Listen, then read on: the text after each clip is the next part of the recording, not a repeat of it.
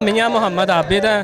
मैं पीपी 169 का नुमाइंदा हूँ। मैं पहली बात तो इसलिए आया हूँ कि ये जो महंगाई का पहाड़ इन्होंने तोड़ दिया है, जो गरीब के साथ ये जुल्म कर रहे हैं, हम उसके एहतजाज के लिए इमरान खान की कॉल पे निकले हैं। दूसरी बात, मैं आप मीडिया के तवज्जुह से पूछना चाहता हूँ, मुझे ये बताएं, यहाँ दिन दहाड़े गरीब की बेटी की इज्जत लुट जाती है, कोई पूछने वाला नहीं है।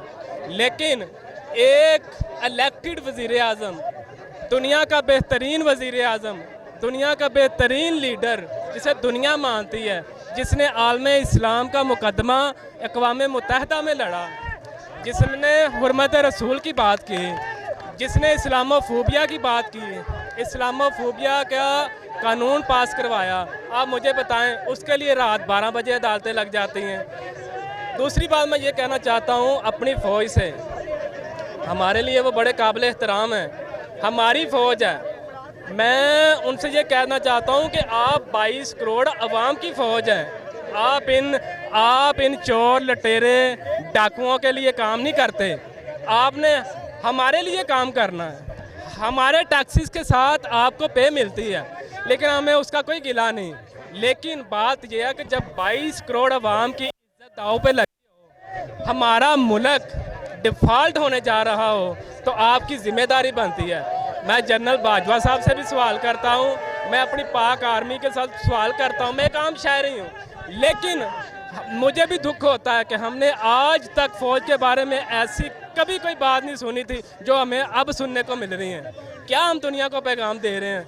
ये पैगाम दे रहे हैं कि हमने पूरी अपनी 72-73 साल ज़िंदगी में हमने कोई 1 इंच ज़मीन तो कोई फतह कर नहीं सके, लेकिन हमने बार बार असम्बलियाँ ही फतह करनी है। कुछ तो है ना, कुछ तो बताएं हमें, कुछ तो जवाब मिलना चाहिए ना। गरीब पिस रहा है यहाँ पे, गरीब की बेटी अपने जिस्म बेचने के लिए मजबूर है। यहाँ पे लोगों का हाल देखें, आपकी तो अरबों रुपए की प्रॉपर्टी है, आप तो बाहर चले जाते हैं, जैसे ये सियासतदान बाहर चले जाते हैं, इन सियासतदानों की जायदादें बाहर हैं, आपकी भी जायदादें बाहर हैं, हमें उससे कोई गिला नहीं। लेकिन आप इस गरीब आवाम का जो लुकमा, मुंह से जो लुकमा वो तो ना छीने। हमें इस मुल्क में जीने का हक भी है कि नहीं, हमें ये बता दें। इससे बेहतर था कि हम अंग्रेज़ की गुलामी में ही रहते।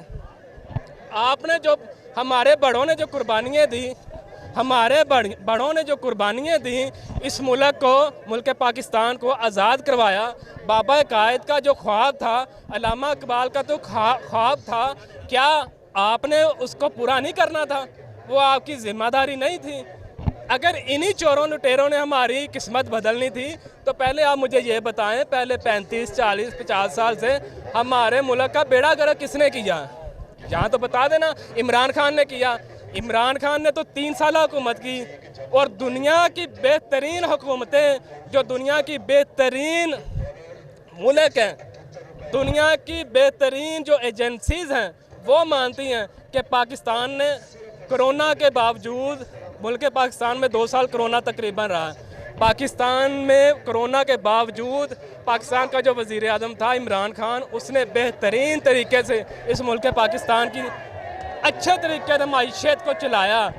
हमें अगर एक ईमानदार लीडर मिला था, अगर ये कोई साजिश हो रही थी जो आपको आज तक समझ नहीं है, हमें भी नहीं समझ आ रही, कि अगर आपको समझ नहीं आई, हम तो समझते थे। हमने तो बचपन से सुना था कि ISI जो है ये दुनिया की बेहतरीन एजेंसीज़ है। अगर ये दुनिया की बेहतरीन एजेंसीज़ को पता नहीं चला कि ये साजिश हुई है या मुदाखलत हुई है, मुदाखलत में और साजिश में फ़र्क क्या है, ये हमें भी समझा दें। एज़ ए पाकिस्तान हमारा हक बनता है, हम पिसे हुए हैं। हमारा जो ये तबका है, हमारे गरीब लोग हैं, गरीब आवाम है, इनका हाल तो देखिए आप जाके, इनका कोई पुरसाने हाल नहीं। हॉस्पिटलों में चले जाएं, इलाज नहीं, स्कूलों में चले जाएं, अच्छे स्कूल में गरीब का बच्चा नहीं पढ़ सकता। अगर इमरान खान ने निसाब एक जैसा कर दिया था उर्दू मीडियम को और इंग्लिश मीडियम का, तो उसका जुर्म ये था कि उसको हटा दो। अगर इमरान खान ने हेल्थ कार्ड के ज़रिए एक गरीब, एक सफ़ेद पोश इंसान की इज्जत का पर्दा भी रखा और उसे इतना बड़ा रिलीफ दिया, और आपने उसको भी ख़त्म कर दिया इनके थ्रू। इन चोरों की पूरी दुनिया में जायदादें हैं। और आपको शायद पता हो कि हमारे दीन में ये बात, दीन में अटल बात है कि जिस मुल्क का वज़ीर आज़म कारोबारी हो, उसका अपना खुद कारोबार हो, ताजर हो, वो मुल्क कभी तरक्की नहीं कर सकता। हमारे मुल्क के सबसे बड़े करप्ट जो इंसान हैं, जिनकी पूरी दुनिया में प्रॉपर्टीज़ हैं, वो हमारे ऊपर मुसल्लत कर देते हैं। वो अरबों रुपए की करप्शन करके बाहर निकल जाते हैं। हम इधर हर आने वाली हुकूमत को, पिछली हुकूमत को गालियाँ देते हैं, आने वाली हुकूमत पे हमारी नज़रें होती हैं शायद ये हमारी किस्मत बदले। हमें इस निज़ाम को समंदर बुर्द करना होगा। अगर हम नहीं करेंगे, मैं अपनी कौम को पैगाम देता हूँ, अगर हम इस निज़ाम के ख़िलाफ़ बगावत नहीं करेंगे तो खुदा की कसम हमें इसका अंजाम हमारी नस्लें भी भुगतेंगी। हमें निकलना होगा, हमें इमरान खान की बात को मानना होगा। हमें इमरान खान जैसा सच्चा लीडर चाहिए जिसने पूरी दुनिया के सामने अक़वाम आलम की जो सबसे बड़ी अदालत है अक़वाम मुत्तहिदा, उसमें खड़े होकर जिसने हमारे नबी की बात की, जिसने हमारे नबी की हुर्मत की बात की, हमें ऐसा लीडर चाहिए। हमें ऐसा लीडर नहीं चाहिए जो हमें कहे कि हम तो बेकारी हैं, हम अमेरिका के सामने बात नहीं कर सकते, हमारी तो मईशत डूब जाएगी, हमारी तो रोटी बंद हो जाएगी, हम उनके ही पैरोकार हैं, हम उनके ही मानने वाले हैं। आप मुझे बताएं, हम 22 करोड़ की आवाम है, 7 लाख हमारी फ़ौज है, 7 लाख, फिर दुनिया की 6वीं या 7वीं बड़ी ताकत है। हम दुनिया के पास एटम बम नहीं है, दुनिया तरक्की कर रही है। हमारे पास दुनिया की बड़ी 6ठी फ़ौज है, लेकिन हम किधर खड़े हैं? हम एटमी ताकत है। हमने तो ये सुना है, पता नहीं अब क्या मामला था क्या नहीं, तो अल्लाह बेहतर जानता है। हमने तो ये सुना कि जो हमारे पास एटम बम है वो दुनिया के बेहतरीन एटम बम है। हमने तो ये सुना है कि हमारी जो एजेंसीज है, हमारी फ़ौज है, ये दुनिया की बेहतरीन फ़ौज है, बेहतरीन एजेंसी है। अगर ये बेहतरीन सारे मामलात है तो हम किधर खड़े हैं? हमारा मुल्क दिवालिया होने जा रहा है। इधर गरीब की दिहाड़ी आप देखें कितनी है, और घी का आप रेट देख लें क्या। अब गरीब, मुझे ये बताएं, गरीब की बेटी, गरीब की माँ क्या करे? अपना जिस्म बेचे, मजबूरी से भी यही करेगा ना, या अपने बच्चों को जिंदा जला दे, जिंदा दफना दे, क्या करे? कोई गरीब के लिए भी कोई कुछ उठे ना, कोई गरीब के लिए भी तो कुछ करे ना।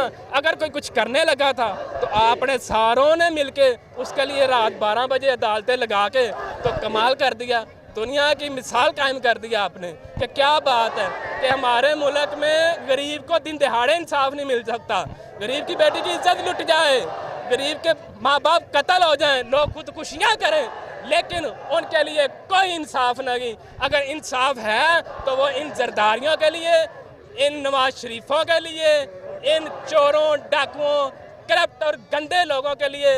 मौलाना फजलुर रहमान की मैं बात करूंगा, ये 2 महीने 3 महीने पहले की बात है। ये बंदा है तो मौलवी, बकाया तो मामला चलो अल्लाह के सुपुर्द है। दीन का नाम, इन्होंने दीन का नाम इस्तेमाल करके ये 3 माह पहले महंगाई मार्च कर रहे थे। आप मुझे ये बताएं, वो महंगाई मार्च की कीमत सिर्फ 4 वजारतें थी, इनको 4 वजारतें मिल गई हैं तो वो आराम से बैठ गए हैं। बताएं ये अवाम किधर जाए? और अवाम का क्या कसूर है?